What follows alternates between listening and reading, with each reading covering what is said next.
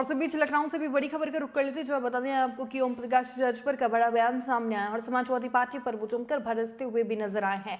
ये बड़ी खबर देख रहे हैं आप इस वक्त की लखनऊ से, जहां ओम प्रकाश राजभर का बड़ा बयान सामने आया। अखिलेश यादव पर वो जमकर बरसते हुए नजर आए हैं। उन्होंने कहा है कि समाजवादी पार्टी को रामपुर और खतौली की कोई याद नहीं आ रही है। क्या चुनाव सिर्फ मैनपुरी में ही है? बता दें आपको कि बड़े सवाल खड़े करते हुए ओपी राजभर सामने आए हैं, जहां उन्होंने कहा है कि उपचुनाव तो रामपुर और खतौली में भी है, लेकिन समाजवादी पार्टी के मुखिया अखिलेश यादव सिर्फ मैनपुरी पर ही अपना फोकस बनाए हुए हैं और समाजवादी पार्टी के 2 गढ़ गायब हो चुके हैं। अब मैनपुरी भी जल्द ही जाने वाला है। तो बड़ा तंज कसते हुए यहाँ ओपी राजभर सामने आए हैं। बता दें आपको कि यूपी में कभी समाजवादी पार्टी के साथ गठबंधन में रहे बसपा अध्यक्ष ओपी राजभर ने सपा अध्यक्ष अखिलेश यादव पर तीखा प्रहार किया है। ओपी राजभर ने कहा है कि जब आजमगढ़ का उपचुनाव था तो अखिलेश यादव को हमारी बात बहुत बुरी लगी थी और ऐसी कमरे से बाहर निकलने वाली बात बता दें हमको कि ओपी राजभर ने अखिलेश यादव पर तंज कसते हुए कहा था, वहां से चेहरे भाई चुनाव लड़ रहा था इसीलिए नहीं गए और मैनपुरी में उनकी पत्नी चुनाव लड़ रही है तो गांव-गांव घूम रहे हैं।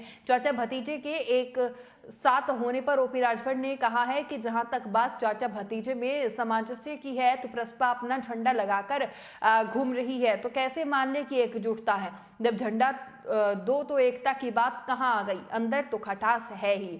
मैनपुरी में इज्जत बचाने के लिए सब ड्रामा हो रहा है। तो बड़ा तंज कसते हुए ओपी राजभर यहां सामने आए। साथ ही ओपी राजभर ने आगे कहा कि मुझे जानकारी है कि पूरे प्रदेश के वर्तमान और पूर्व विधायक और सांसद पार्टी के नेता सब मैनपुरी में है।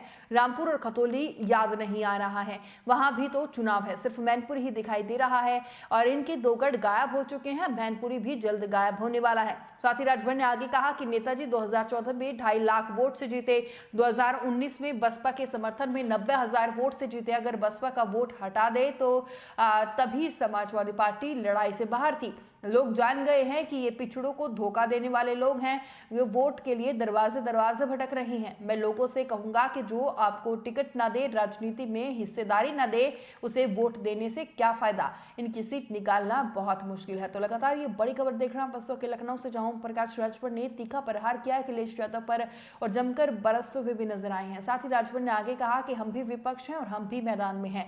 खतौली और रामपुर दोनों जगह हमारे प्रत्याशी भी चुनावी मैदान में हैं। मैनपुरी में पर्चा दाखिल खारिज हो गया था तो कम से कम 50,000 वोट आते।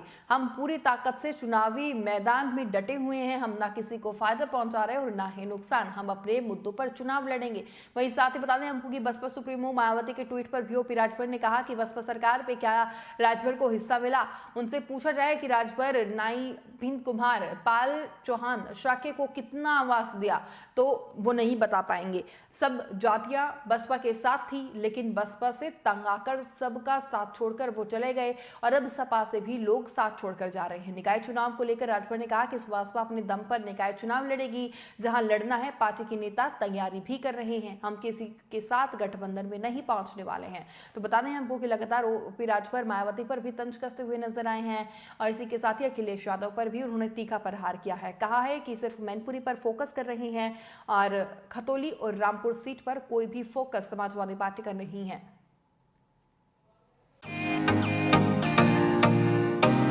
फेसबुक और यूट्यूब के बाद अब आपका पसंदीदा चैनल न्यूज़ 18 डेली हंट पर भी फॉलो करें।